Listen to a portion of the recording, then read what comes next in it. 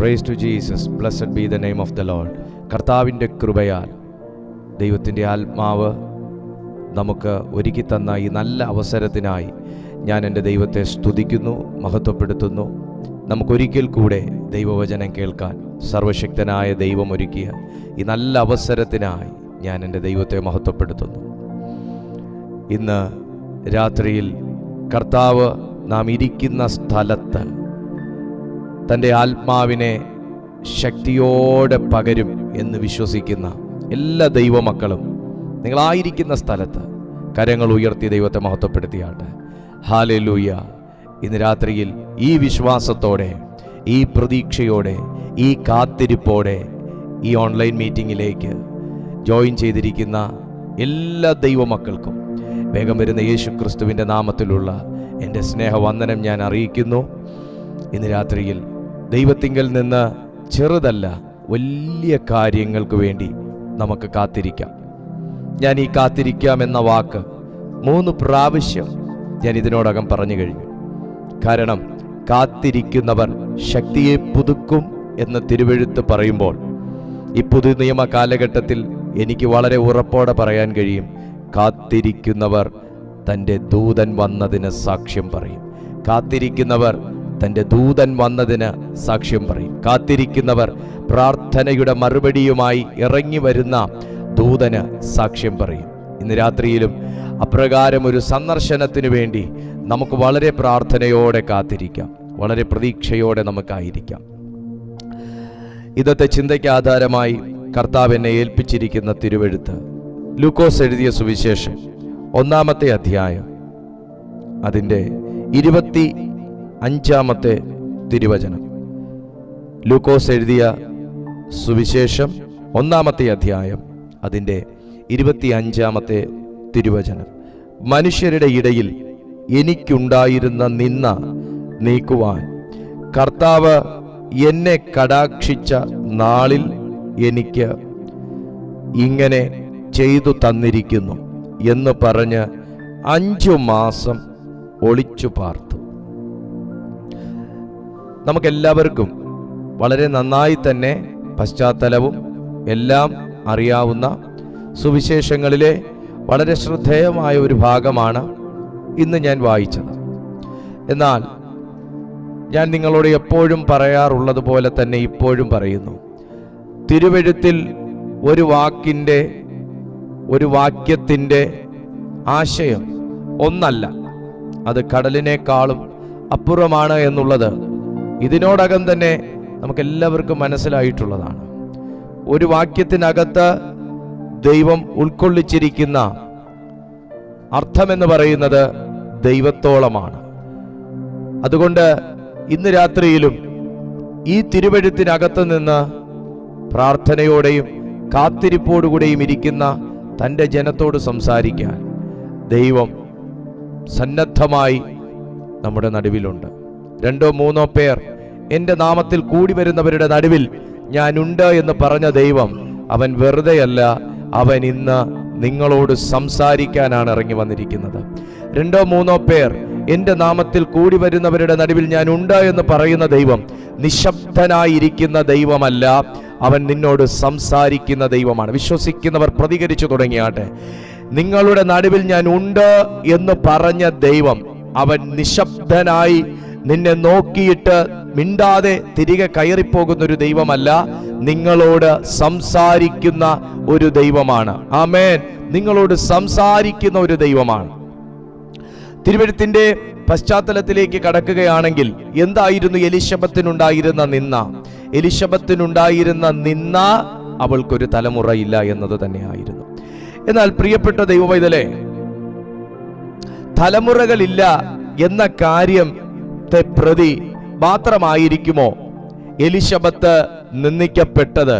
തലമുറകളില്ല എന്ന ഒരു കാര്യം പച്ചയായി തുറന്നു പറഞ്ഞ് ആരെങ്കിലും ഒരു വ്യക്തിയെ പരിഹസിക്കുന്നതിൻ്റെ സാഹചര്യം അല്ലെങ്കിൽ സാധ്യത എന്ന് പറയുന്നത് വളരെ കുറവാണ്. ആയിരിക്കാം, അങ്ങനെ തന്നെ പറഞ്ഞു പരിഹസിക്കുമായിരിക്കാം. എന്നാൽ 100 പേരെ നിർത്തിക്കഴിഞ്ഞാൽ 2-3 പേർ മാത്രമായിരിക്കും ഇതേ കാര്യം പറഞ്ഞു പരിഹസിക്കുന്നത്. എന്നാൽ ബാക്കിയുള്ള 98-97 ജനം ഒരിക്കലും ഡയറക്ട്ലി ആ എലിശബത്തിനെ വേദനിപ്പിക്കാനുള്ള സാധ്യതയില്ല. എന്തായാലും ഒത്തിരി ഇതുമായി ബന്ധപ്പെട്ട് ഞാൻ കാട് കയറി സംസാരിക്കുന്നില്ല.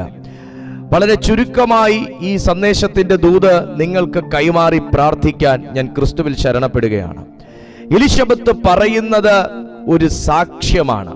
എന്നാൽ എലിശബത്ത് സാക്ഷ്യം പറഞ്ഞിരുന്നതും വേദന പറഞ്ഞിരുന്നതും ഒന്നും തന്നെ ഒരു ദൈവത്തിന്റെ സന്ദർശനം, ഒരു ദൂതന്റെ സന്ദർശനം തൻ്റെ ജീവിതത്തിൽ ഉണ്ടാകുന്നതിന് മുൻപായിരുന്നില്ല. ഒരു ദൂതന്റെ സന്ദർശനം ഉണ്ടായതിന് ശേഷമാണ് തൻ്റെ അവസ്ഥയെ പൊതുവിൽ താൻ തുറന്നു വിടുന്നത്. ഇന്ന് രാത്രിയിലും ഈ സന്ദേശം താങ്കൾ കേട്ടുകൊണ്ടിരിക്കുമ്പോൾ മനുഷ്യരോട് പറയാൻ കഴിയാത്തതും മനുഷ്യരോട് പറഞ്ഞിട്ട് കാര്യമില്ലാത്തതുമായ പല കാര്യങ്ങളും ഉള്ളിൽ ഒതുക്കിയിട്ട് നിങ്ങൾ ഇങ്ങനെ ചിന്തിക്കുന്നുണ്ട്, കർത്താവ് എൻ്റെ ഈ പ്രാർത്ഥനയ്ക്കൊരു മറുപടി തന്നിരുന്നെങ്കിൽ, എൻ്റെ ഈ രഹസ്യ പ്രാർത്ഥനയ്ക്കൊരു മറുപടി തന്നിരുന്നെങ്കിൽ പരസ്യമായി ഞാൻ എൻ്റെ കർത്താവിനെ ഉയർത്തിയേനെ, പരസ്യമായി ഞാനൊരു സാക്ഷ്യം ഈ വിഷയത്തിന് പറഞ്ഞേനെ, പരസ്യമായി ഞാൻ എൻ്റെ ദൈവത്തിനു വേണ്ടി ഒന്ന് പൊതുജനത്തിൻ്റെ മുമ്പിൽ ഇറങ്ങിയേനെ എന്നൊക്കെയുള്ള രീതിയിൽ തീരുമാനങ്ങൾ എടുത്ത് പ്രാർത്ഥിക്കുന്ന പ്രിയപ്പെട്ട കുടുംബമേ, കർത്താവിൻ്റെ ആത്മാവ് ഇന്ന് രാത്രി നിങ്ങളോട് പറയുകയാണ്, നിനക്ക് സാക്ഷ്യം പറയാനുള്ള സമയം സ്വർഗം വേർതിരിച്ചു കഴിഞ്ഞു. നോക്കുക, ഇവിടെ ഈ വേദന അനുഭവിക്കുന്നത് കേവലം എലിശബത്ത് എന്ന് പറയുന്ന ഒരു സ്ത്രീ മാത്രമല്ല. ഞാൻ ആ വേദനയെ ഇങ്ങനെ തന്നെ പറയുന്നു, എലിശബത്ത് ഉപയോഗിച്ച അതേ വാക്ക് തന്നെ ഞാനും ഉപയോഗിക്കാൻ ആഗ്രഹിക്കുകയാണ്. ഒന്ന് നിന്ന, രണ്ട് മനുഷ്യരുടെ ഇടയിലുള്ള നിന്ന. ഇത് നമുക്കൊരിക്കലും എടുത്തു മാറ്റാൻ കഴിയുന്ന ഒന്നല്ല.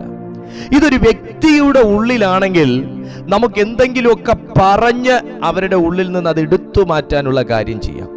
എന്നാൽ ഒരു കൂട്ടം വ്യക്തികളുടെ ഇടയിലായിപ്പോയ ഒരു വിഷയത്തെ പരിഹരിക്കാൻ മാനുഷികമായി നമുക്ക് കഴിയുകയില്ല. ആമേൻ.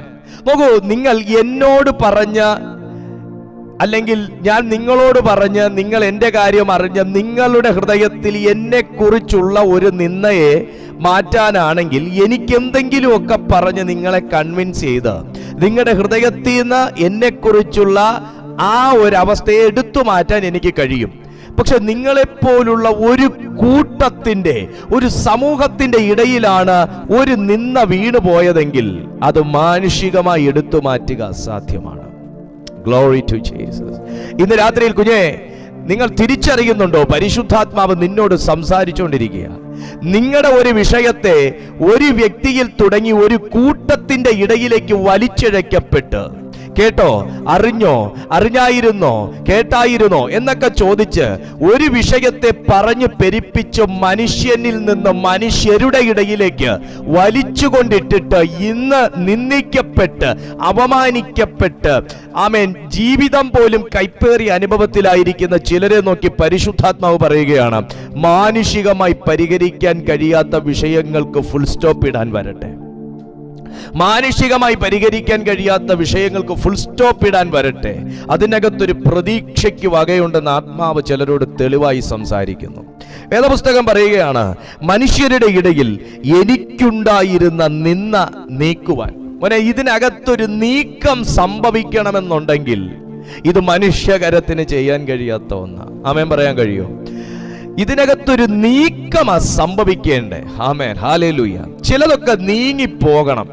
ദൈവാത്മാവ് സംസാരിക്കുക കേട്ടോ. ചിലതൊക്കെ നീങ്ങിപ്പോകണം, ചിലതൊക്കെ ഉരുണ്ട് നീങ്ങണം. യേശു കർത്താവിന്റെ ജീവിതത്തിൽ യേശു കർത്താവിന് പുറത്തു വരാൻ തടസ്സമായി ഒന്നും തന്നെ ഇല്ലായിരുന്നു. മാനുഷികമായിട്ട് നോക്കിയാൽ, ആത്മീയമായിട്ട് നോക്കിയാൽ ഒന്നും തന്നെ ഇല്ല. പക്ഷേ അവന്റെ കല്ലറയെ ചൊല്ലി ജനം പ്രശംസിക്കണമെന്നുണ്ടെങ്കിൽ മനുഷ്യരായിട്ട് ഉരുട്ടിവെച്ച ഒരു കല്ല് മനുഷ്യനല്ലാതെ നീങ്ങിപ്പോകണം, മനുഷ്യരാൽ അല്ലാതെ നീങ്ങിപ്പോകണം. ആമേൻ. എത്ര പേർക്ക് ആമേൻ പറയാൻ കഴിയുന്നുണ്ട്? ദൂതിന്റെ ആ ഒരു ഷാർപ്നെസ്സിലേക്ക് പരിശുദ്ധാത്മാവ് എന്നെ കൊണ്ടുപോകുന്നു. യേശുവിനെ തല്ലി, യേശുവിനെ ചതച്ചു, യേശുവിനെ കീറി, യേശുവിനെ ക്രൂശിച്ചു, യേശുവിനെ നീക്കി, യഹൂദന്മാരുടെ രാജാവിനെ നീക്കി എന്നൊക്കെയുള്ള സന്തോഷത്തിൽ രാജമന്ദിരത്തിൽ ഇരുന്ന് വീഞ്ഞു കുടിക്കുകയും അടുത്ത ദിവസത്തേക്കുള്ള കലാപരിപാടികൾ പ്ലാൻ ചെയ്തുകൊണ്ടിരിക്കുകയും ചെയ്യുന്ന ഒരു കൂട്ടം റോമാക്കാരുടെ നടുവിൽ അവൻ ഇടുത്തി പോലെ ഒരു വലിയ സാക്ഷ്യം ചെന്ന് വീഴുകയാണ്. അവൻ അവിടെ ഇല്ല. നമ്മൾ സന്തോഷിക്കുന്ന, നമ്മൾ തകർത്തു എന്ന് പറഞ്ഞ് സന്തോഷിക്കുന്ന, നമ്മൾ പച്ചയ്ക്ക് വലിച്ചു കീറി ജനസമൂഹത്തിൽ നിന്ദിച്ച, നമ്മൾ കാർക്കിച്ചു തുപ്പിയ, നമ്മൾ കുന്തം കൊണ്ട് കുത്തിയ, നാം പുളിച്ച വീഞ്ഞു കൊടുത്ത്, കണ്ടിവെണ്ണ കലക്കിയ പുളിച്ച വീഞ്ഞു കൊടുത്ത് അപമാനിച്ച യേശു അവിടെ ഇല്ല. ഒരു 4-5-7 പേർ ചേർന്ന് ഉരുട്ടി വെച്ച വലിയൊരു കല്ലിനെ മനുഷ്യസ്പർശനമില്ലാതെ ഉരുട്ടി നീക്കി നമ്മളൊക്കെ നിന്ദിച്ചു എന്ന് അപമാനിക്കുന്ന യേശുവിനെ, ആമേൻ, സ്വർഗം പരസ്യമായി മാനിച്ച ഒരു വലിയ സാക്ഷ്യം നാട്ടിലെങ്ങും പാട്ടായി എന്ന് പറഞ്ഞ് ഒരു കൂട്ടർ അവരെ അസ്വസ്ഥപ്പെടുന്നത് നാം സുവിശേഷങ്ങളിൽ വായിച്ചതാണ്. കുഞ്ഞേ, ഇന്ന് ദൈവമുഖത്തേക്ക് നോക്കി യാത്ര ചെയ്യുന്ന നിന്നെ ചില ദിവസങ്ങൾ ഒതുക്കി വെച്ച് നിന്ദിച്ച അനുഭവങ്ങളൊക്കെ ഉണ്ടായിരിക്കാം. അല്ലെങ്കിൽ കുറച്ചു കാലം ഒതുക്കി വെച്ച് പുറത്തിറങ്ങാൻ കഴിയാത്ത രീതിയിൽ നിന്ദിക്കുകയും അപമാനിക്കുകയും പരിഹസിക്കുകയും ഒക്കെ ചെയ്ത് നീ ഒരിക്കലും പുറത്തു വരരുതെന്ന് പറഞ്ഞ് വലിയൊരു തടസ്സം നിന്റെ ജീവിതത്തിൽ സൃഷ്ടിച്ച് റോമൻ ഇമ്പീരിയൽ മുദ്രകളോടുകൂടെ, പൈശാചിക മുദ്രകളോടുകൂടെ നിനക്കടച്ചുറപ്പ് വരുത്തിയ ചില കേസിനകത്തുനിന്ന് പരിശുദ്ധാത്മാവ് നിന്റെ മുദ്ര പൊട്ടിച്ച് കല്ല് തകർത്ത് നിന്നെ പുറത്തെടുക്കുമെന്ന് ആത്മാവ് ഇന്ന് രാത്രി ചിലരോട് ദൂത് പറയുകയാണ്. വേദപുസ്തകം പറയുകയാണ്, മനുഷ്യരുടെ ഇടയിൽ എനിക്കുണ്ടായിരുന്ന നിന്ന നീക്കുവാൻ, ചിലതൊക്കെ നീങ്ങിപ്പോകാൻ സമയമായി കേട്ടോ. ചില ബാധകൾ നീങ്ങിപ്പോകാൻ സമയമായി, പേരുദോഷങ്ങൾ നീങ്ങിപ്പോകാൻ സമയമായി, കഷ്ടകാലം നീങ്ങിപ്പോകാൻ സമയമായി, ആപത്ത് നീങ്ങിപ്പോകാൻ സമയമായി, നിന്ന നീങ്ങിപ്പോകാൻ സമയമായി, അപമാനം നീങ്ങിപ്പോകാൻ സമയമായി, നിർഭാഗ്യം നീങ്ങിപ്പോകാൻ സമയമായി. വിശ്വസിക്കുന്നു നിങ്ങൾ? Glory to Jesus. എനിക്ക് ഉണ്ടായിരുന്ന നിന്ന നീക്കുവാൻ കർത്താവ് എന്നെ കടാക്ഷിച്ച നാളിൽ. അപ്പോ മനുഷ്യർക്ക് ചെയ്യാൻ കഴിയാത്ത ഒന്നായിരുന്നു എലിശബത്തിന്റെ. ഞാൻ ഒരു വാക്കൂടെ ചേർത്ത് പറഞ്ഞോട്ടെ, എലിശബത്തിന്റെയും സെക്കരിയാവിന്റെയും ജീവിതത്തിലെ നിന്ന.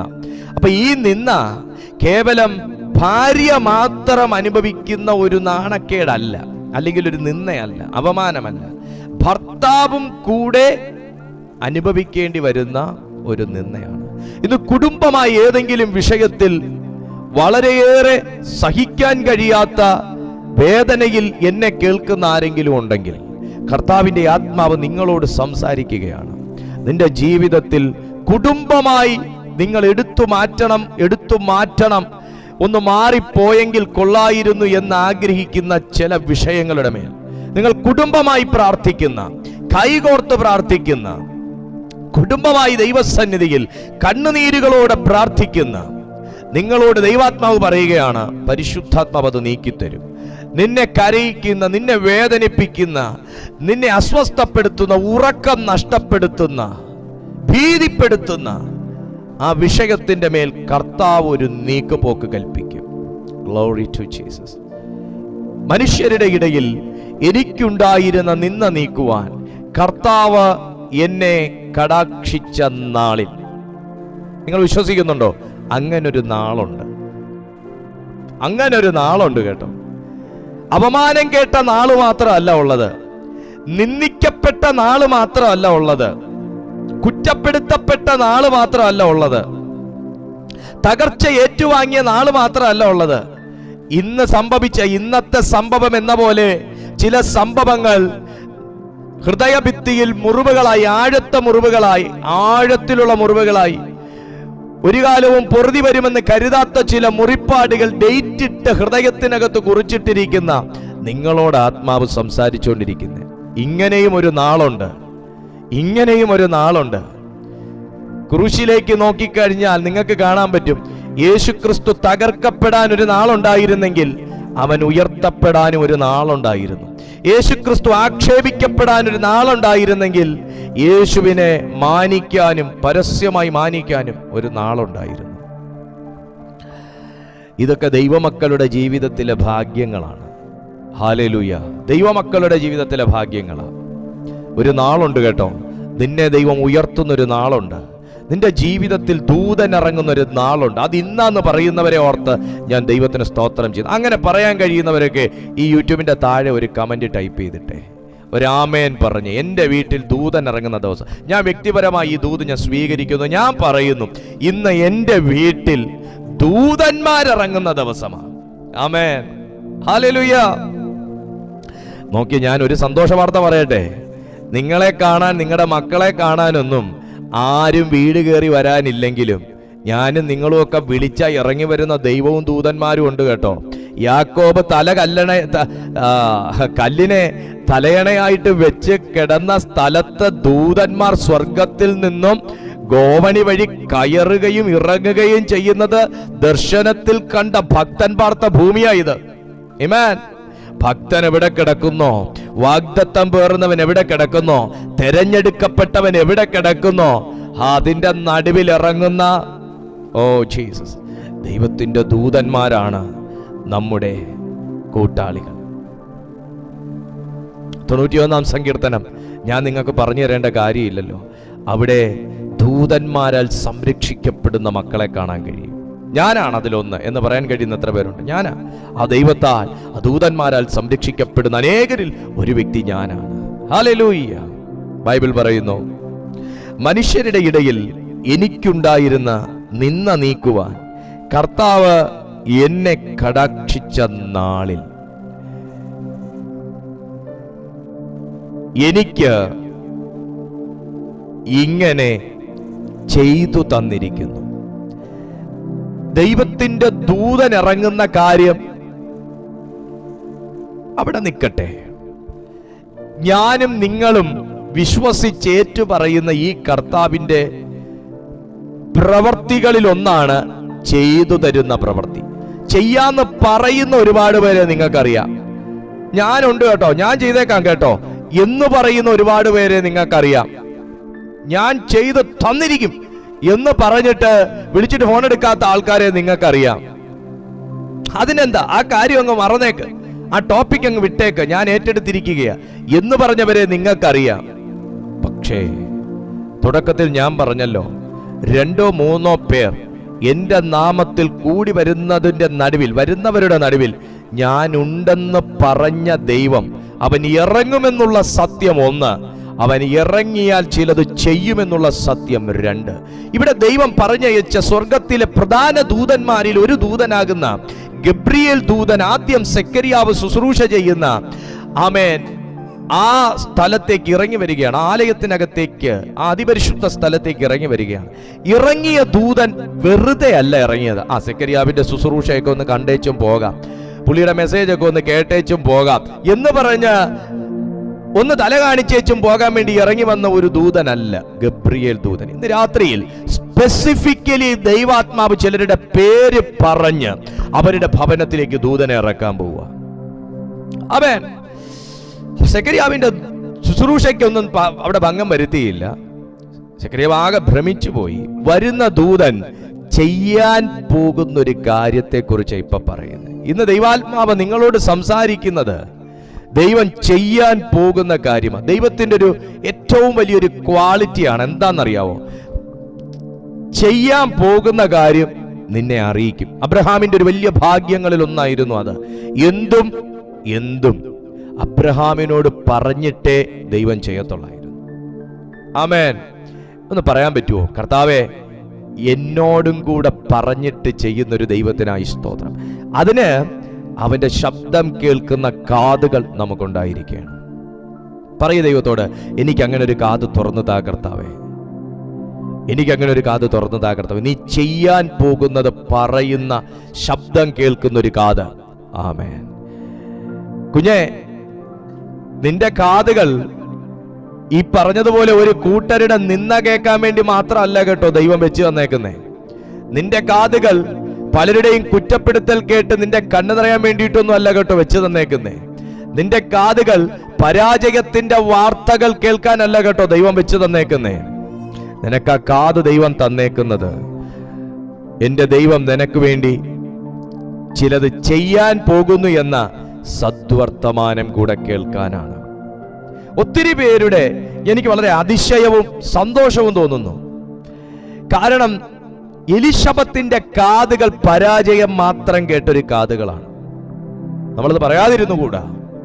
എലിശബത്തിന്റെ കാതുകൾ പരാജയം മാത്രം കേട്ട കാതുകളും കുറ്റപ്പെടുത്തൽ മാത്രം കേട്ട കാതുകളും സമപ്രായക്കാരുടെ ഇടയിൽ നിന്ന് ആക്ഷേപങ്ങൾ കേട്ട കാതുകളും ദുഃഖവാർത്ത കേട്ട കാതുകളും ഹോപ്പ്ലെസ് ആയിട്ടുള്ള വാർത്തകൾ കേട്ട കാതുകളും, നിനക്ക് ഇത്രയും പ്രായമൊക്കെ ആയില്ലടി, ഇനി നടക്കുന്നൊന്നും തോന്നുന്നില്ല, ഇങ്ങനെ കേട്ട കാതുകളും അവിടെ തന്നെ സാന്ത്വനിപ്പിക്കാനുള്ള വായികൾ, അധരങ്ങൾ കുറവും, വേദനിപ്പിക്കാനുള്ള അധരങ്ങൾ കൂടുതലുമാണ്. ഇങ്ങനെയുള്ള പശ്ചാത്തലത്തിൽ കഴിയുന്ന ചില വ്യക്തികൾ ഇന്ന് രാത്രിയിൽ ഈ സന്ദേശം കേൾക്കുന്നുണ്ടെങ്കിൽ പരിശുദ്ധാത്മാവാ നിങ്ങളോട് പറയുന്നത്, നിന്റെ ആ കാതുകളിൽ അകത്തേക്ക് വരുന്ന വാർത്തകളെ ദൈവം ചേഞ്ച് ചെയ്യാൻ പോവുക. നിന്റെ കാതുകൾക്കകത്തേക്ക് വരുന്ന വാർത്തകളെ, ആമേൻ, നീ ഇനി മനുഷ്യന്റെ നിന്ന കേൾക്കത്തില്ല, നീ ദൈവത്തിന്റെ ദൂതന്മാരുടെ പാട്ട് കേൾക്കും. നീ ഇനി മനുഷ്യരുടെ അവമാനം കേൾക്കത്തില്ല, ദൈവം നിനക്ക് ചെയ്യാൻ പോകുന്ന ദൂതുകൾ നീ കേൾക്കും. കാതുകൾക്ക് വ്യത്യാസം വരട്ടെ. ഇതൊക്കെ ദൂതൻ ഇറങ്ങിയാൽ നടക്കുന്ന കാര്യങ്ങളാ കേട്ടോ. Hallelujah, praise to Jesus. Bible പറയുന്നു, കർത്താവ് എനിക്ക് ഇങ്ങനെ ചെയ്തു തന്നിരിക്കുന്നു എന്ന് പറഞ്ഞ് 5 മാസം ഒളിച്ചു പാർത്തു. അപ്പോൾ ഇതിലാദ്യം വന്ന് ദൈവം സംസാരിക്കുന്നത് സെക്കരിയാവിനോടാണ്. സെക്കരിയാവിനോട് സംസാരിക്കുമ്പോൾ അതിന്റെ 13-ാമത്തെ വാക്യം ഇങ്ങനെയാണ് പറയുന്നത്. ദൂതൻ അവനോട് പറഞ്ഞത്, സെക്കരിയാവേ, ഭയപ്പെടേണ്ട, നിന്റെ പ്രാർത്ഥനയ്ക്ക് ഉത്തരമായി. ദൂതൻ ഒരിടത്ത് ഇറങ്ങിക്കഴിഞ്ഞാൽ അവിടുത്തെ സാഹചര്യങ്ങൾ പഠിക്കാനല്ല ഇറങ്ങുന്നത്. ദൂതൻ ഇറങ്ങിക്കഴിഞ്ഞാൽ റിപ്ലൈയും കൊണ്ടാണ് ഇറങ്ങുന്നത്. ദൂതൻ ഇറങ്ങിക്കഴിഞ്ഞാൽ മറുപടിയും കൊണ്ടാണ് ഇറങ്ങുന്നത്. നിങ്ങൾക്കറിയാവോ, നിങ്ങൾ പ്രാർത്ഥിക്കുന്ന പ്രാർത്ഥനകളെല്ലാം തന്നെ ചില ദൂതന്മാർ സ്വർഗത്തിലേക്ക് കൊണ്ടുപോയി ദൈവത്തിന്റെ അരികിലേക്ക് കൊടുക്കുമ്പോൾ ഈ കാര്യങ്ങളെ അവിടുത്തെ പ്രധാന ദൂതന്മാരും അറിയുന്നുണ്ട്. അപ്പൊ പിന്നെ പ്രധാന ദൂതന്മാർ ഇറങ്ങി വന്നിട്ട്, ബേബിച്ച എന്താ ശരിക്കും നടന്നത്, ഒന്ന് വിശദീകരിച്ചു പറയാവോ എന്നൊന്നും പറഞ്ഞ് ദൂതന്മാർ സംസാരിക്കാൻ ടൈം കളയാറില്ല. ഞാൻ പറഞ്ഞു വന്നതിന്റെ സാരം, പലരും വിളിച്ച് നിങ്ങൾ പലരോടും പറഞ്ഞ അടുത്ത ചില വിഷയങ്ങളുടെ അസ്ഥിവാരം വരെ തോണ്ടി ചില കാര്യങ്ങൾ അറിഞ്ഞേച്ച് okay I will pray for you എന്ന് പറഞ്ഞ് ഫുൾ സ്റ്റോപ്പ് ഇട്ടിട്ട് പോകുന്ന സ്ഥാനത്ത് എന്റെ ദൈവത്തിന്റെ ദൂതൻ ഇറങ്ങാൻ ഒരു ലാൻഡിംഗ് പോയിന്റ് നിന്റെ വീട്ടിൽ കൊടുത്തു കഴിഞ്ഞാൽ അവൻ ഇറങ്ങി വരുന്നത് അസ്ഥിവാരം തോണ്ടാനല്ല, ആമേൻ, അസ്ഥിവാരം തോണ്ടിയ ചില വിഷയങ്ങളെ എന്റെ ദൈവത്തിന് മറുപടികളാൽ ഉറപ്പിക്കാനാണ്. ഹല്ലേലൂയ. ഇത് വ്യക്തമായി ദൈവാത്മാവ് ചിലരോട് സംസാരിച്ചുകൊണ്ടിരിക്കുന്ന ദൂത. പ്രതീക്ഷക്ക് അസ്തമിച്ചു പോയ ചില വിഷയങ്ങളുണ്ടെങ്കിൽ, ആമേൻ, സ്വപ്നങ്ങൾ കൈവിട്ട് കളഞ്ഞ ചില വിഷയങ്ങളുണ്ടെങ്കിൽ, പ്രാർത്ഥിച്ചു മടുത്ത ചില വിഷയങ്ങളുണ്ടെങ്കിൽ, ഇന്ന് രാത്രിയിൽ ആമേൻ പറയുന്നവന്റെ വീട്ടിൽ ദൂതൻ ഇറങ്ങും. അത് എന്താ വിഷയമെന്ന് ചോദിച്ചറിയാനല്ല, അതിന്റെ മറുപടിയുമായിട്ട് ഇറങ്ങി വരും. താഴേക്ക് വരുന്ന സമയത്തേക്ക് നിന്റെ പ്രാർത്ഥനയ്ക്ക് ഉത്തരമായി എന്ന് പറഞ്ഞ് അതിന്റെ ആമേൻ 18-ാമത്തെ വാക്യത്തിലേക്ക് വരുമ്പോൾ സെക്കരിയാവ് ചോദിക്കുന്ന ഒരു കാര്യം. സെക്കരിയാവ് ദൂതനോട്, ഇത് ഞാൻ എന്തൊന്നിനാൽ അറിയും? ഞാൻ വൃദ്ധനും എന്റെ ഭാര്യ വയസ്സു ചെന്നവളുമല്ലോ എന്ന് പറഞ്ഞു. നിങ്ങൾക്ക് വളരെ വ്യക്തമായി തന്നെ മനസ്സിലാവുന്നുണ്ട്, വൃദ്ധനും വയസ്സ് ചെന്നവളുമാകുന്നവരുടെ നടുവിൽ ഇറങ്ങിയാണ് ദൂതൻ ഒരു റിപ്ലൈ കൊടുക്കുന്നത്. ആർക്കെങ്കിലും വിശ്വസിക്കാൻ പറ്റുമോ? ആർക്കെങ്കിലും വിശ്വസിക്കാൻ പറ്റുമോ? എന്നാൽ ഇന്ന് രാത്രി കേട്ടുകൊള്ളുക, പരിമിതികളെ കവച്ചു വെക്കുന്നതാണ് ദൈവത്തിന്റെ മറുപടി. പരിമിതികളെ മറികടക്കുന്നതാണ് ദൈവത്തിന്റെ പരിമിതി. ഇവിടെ ഞാൻ വൃദ്ധനും എൻ്റെ ഭാര്യ വയസ്സ് ചെന്നവളും എന്ന് പറയുമ്പോൾ അവിടെ ലിമിറ്റേഷനെയാണ് കാണിക്കുന്നത്. പക്ഷെ ഒരു ദൈവത്തിന്റെ മറുപടിക്ക് ലിമിറ്റ്ലെസ് ആയി പ്രവർത്തിക്കാൻ കഴിയുമെന്ന് മാത്രമല്ല, ലിമിറ്റേഷനെ ബ്രേക്ക് ചെയ്യാൻ കഴിയും. ഇന്ന് രാത്രിയിൽ ആമേൻ ചില വിശ്വാസങ്ങളുടെ ലിമിറ്റേഷൻസ് ദൈവം പൊട്ടിക്കുകയാണ്.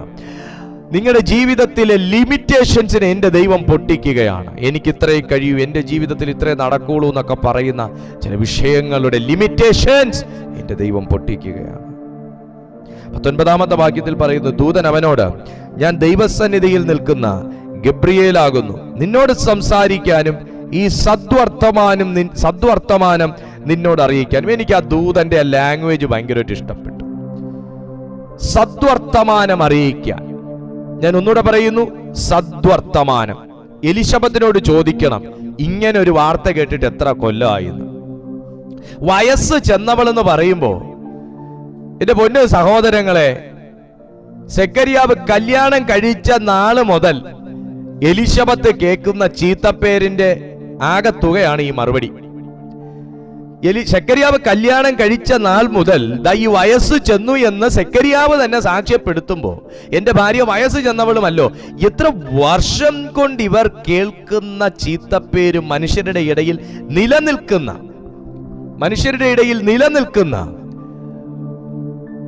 ഒരു നിന്ദയുമാണെന്ന് നിങ്ങൾ ഓർക്കണം. വർഷം കുറെ ആയല്ലേ ഒരു ചീത്തപ്പേര് കേട്ടിട്ട് ഇതുവരെ മാറാതെ? ആണ്ട് കുറെ ആയല്ലേ ഈ നിന്ന മനുഷ്യരുടെ ഇടയിൽ ഇങ്ങനെ വൈറലായിക്കൊണ്ടിരിക്കുന്നു? ഇതൊന്ന് മാറിയാൽ കൊള്ളാമെന്നൊക്കെ ആഗ്രഹമുണ്ട്.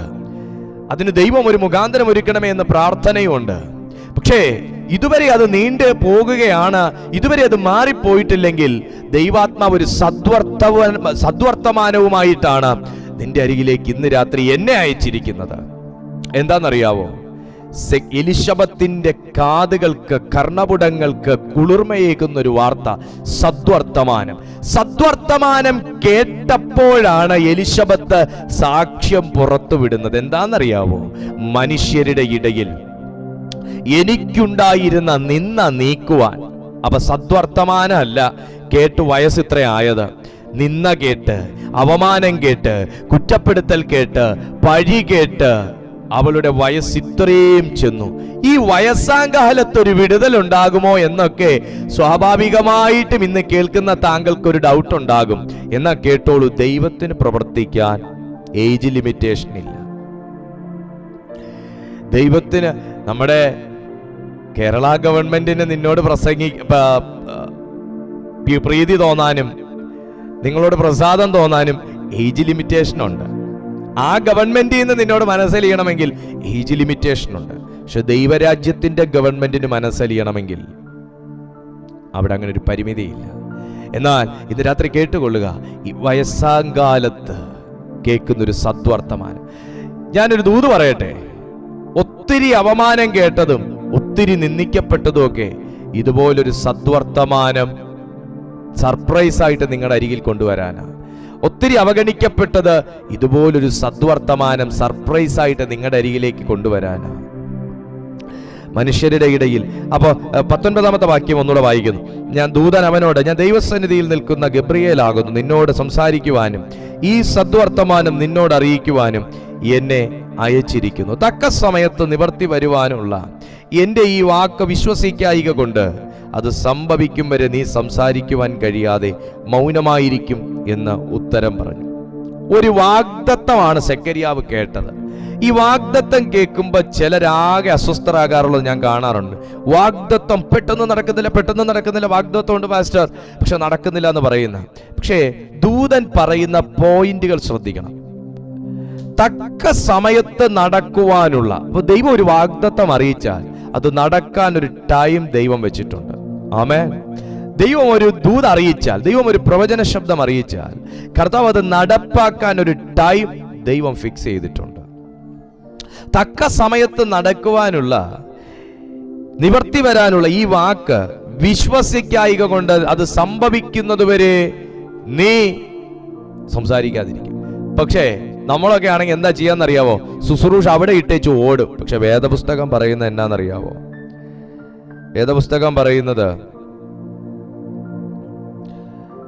23-ാമത്തെ വാക്യം, അവന്റെ ശുശ്രൂഷാകാലം തികഞ്ഞ ശേഷം അവൻ വീട്ടിലേക്ക് പോയി. ശുശ്രൂഷാകാലം തികഞ്ഞ ശേഷം. ഇങ്ങനൊരു ദൂത് എന്നോട് ഗബ്രിയേൽ വന്ന് പറഞ്ഞടി എന്ന് പറയാൻ വേണ്ടി ശുശ്രൂഷയിൽ നിന്ന് ലീവ് ആപ്ലിക്കേഷനും കൊടുത്ത് പുള്ളി ശുശ്രൂഷ വിട്ടേച്ച് ഓടിയില്ല. പുള്ളി ദൈവകാര്യം മറന്നേച്ച് ഓടിയില്ല. എടീ നമുക്ക് ലോട്ടറി അടിച്ചടി എന്നും പറഞ്ഞുകൊണ്ട് പറയാൻ വേണ്ടിയിട്ട് ആള് പള്ളിയും പള്ളിക്കാരെയും വിട്ടേച്ച് ഓടിയില്ല. തന്നെ ആക്കിയ സ്ഥലത്ത് വിശ്വസ്തയോടെ ആ ശുശ്രൂഷാകാലം തികയുന്നത് വരെ അവൻ വെയിറ്റ് ചെയ്ത ശുശ്രൂഷ തികച്ച ശേഷം താൻ വീട്ടിലേക്ക് പോയി. ഇന്ന് രാത്രിയിൽ കുഞ്ഞെ, ദൈവം നിങ്ങളെ ആക്കിയ സ്ഥലത്ത് വിശ്വസ്തയോടെ നിൽക്കുന്നതാണ് വാഗ്ദത്ത നിവർത്തീകരണത്തിന് വേഗത കൂട്ടുന്നത്. ദൈവം നിങ്ങളുടെ കയ്യിൽ ഏൽപ്പിച്ചിരിക്കുന്നത് വിശ്വസ്തയോടെ ഹാൻഡിൽ ചെയ്യുന്നതാണ് വാഗ്ദത്ത നിവൃത്തീകരണത്തിന് വേഗത കൂട്ടുന്നത്.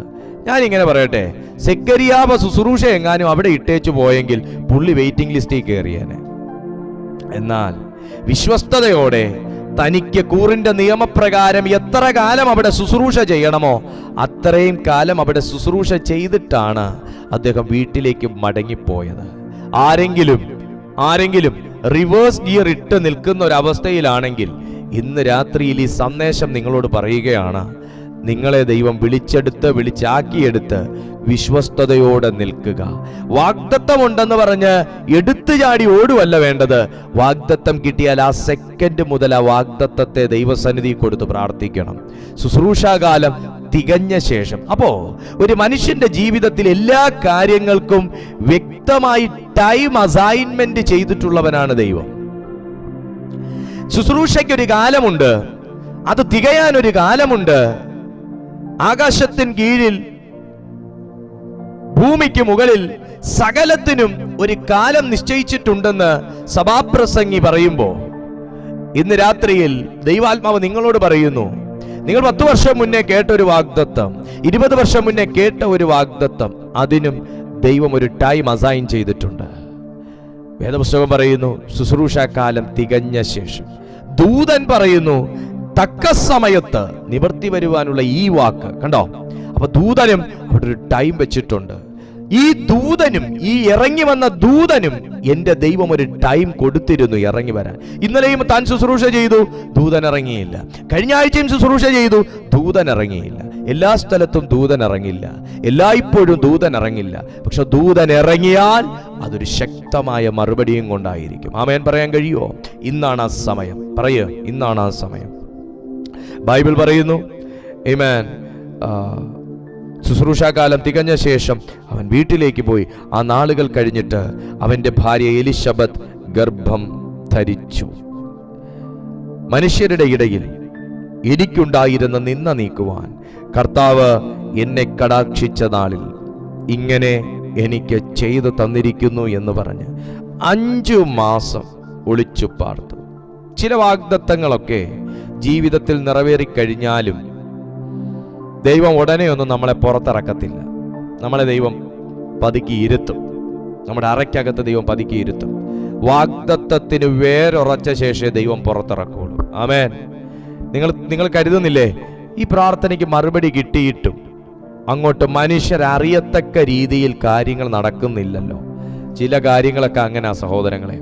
ദൈവം വാഗ്ദത്തം തന്നു കഴിഞ്ഞാൽ ആ വാഗ്ദത്തത്തിന് വേര് പിടിക്കുന്നത് വരെ ദൈവം ചിലയിടത്ത് മറച്ചിരുത്തും.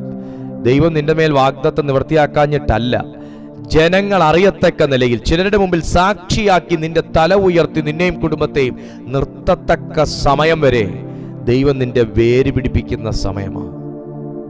ഹല്ലേലൂയ. വിശ്വാസത്തോടെ ഇന്നത്തെ ഈ സന്ദേശം സ്വീകരിക്കുക.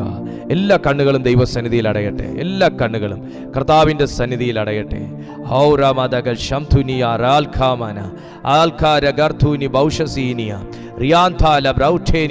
എല്ലാവരും ഒന്ന് ആത്മഭാഷകളിൽ പ്രാർത്ഥിച്ച്, എല്ലാ ദൈവമക്കളും ഒന്ന് ആത്മഭാഷകളിൽ പ്രാർത്ഥിക്കുക.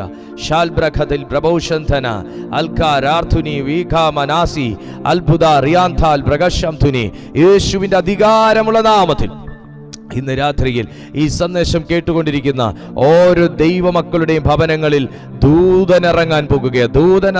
വിശ്വസിച്ചേ, ദൂതനിറങ്ങാൻ പോവുകയാ.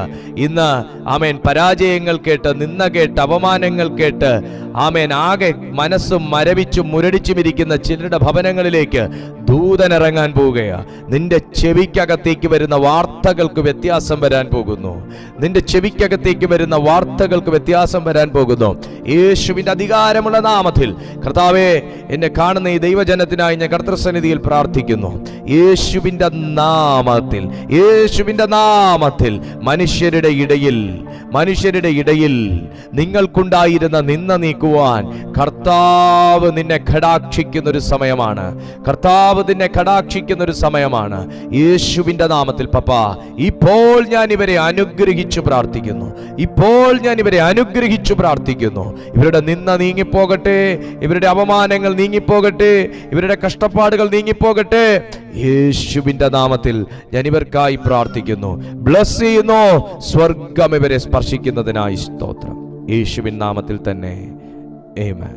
പ്രിയപ്പെട്ട ദൈവജനമേ, നിങ്ങൾക്കൊരു പ്രാർത്ഥനാ വിഷയം ഉണ്ടെങ്കിൽ ചുവടെ കാണുന്ന ഈ നമ്പറുമായി നിങ്ങൾ ബന്ധപ്പെടുക. എല്ലാ ദിവസവും ഈ ചാനലിൽ വരുന്ന വൈകുന്നേരം 6:30 മണി മുതൽ 8 മണി വരെ നടക്കുന്ന ലൈവ് മീറ്റിംഗ് കാണാൻ ആഗ്രഹിക്കുന്നുവെങ്കിൽ നിങ്ങൾ നിശ്ചയമായിട്ടും ഈ ചാനൽ ഒന്ന് സബ്സ്ക്രൈബ് ചെയ്യുക. ആമേൻ. കർത്താവ് നിങ്ങളെ അനുഗ്രഹിക്കട്ടെ. ഇതിനകത്തുള്ള സന്ദേശങ്ങൾ നിങ്ങൾക്ക് അനുഗ്രഹമാകുന്നുവെങ്കിൽ മറ്റുള്ളവർക്കും കൂടെ നിങ്ങൾ അയച്ചു കൊടുക്കുമല്ലോ. ദൈവം നിങ്ങളെ മാനിക്കട്ടെ. അടുത്ത ദിവസം തമ്മിൽ കാണുന്നതുവരെ അത്യുന്നതന്റെ ചിറകിന്റെ കീഴിൽ കർത്താവ് നിങ്ങളെ സ്വർഗം നിന്നെ ഈ ദൂത് കേൾപ്പിച്ചത് നിന്റെ നിന്ദ മാറാൻ സമയമായതുകൊണ്ടാണ്, നിന്റെ അപമാനം മാറാൻ സമയമായതുകൊണ്ടാണ്, നിന്റെ കഷ്ടപ്പാടുകൾ മാറാൻ സമയമായതുകൊണ്ടാണ്. സ്വർഗം നിങ്ങളെ സഹായിക്കട്ടെ. God bless you. Good night.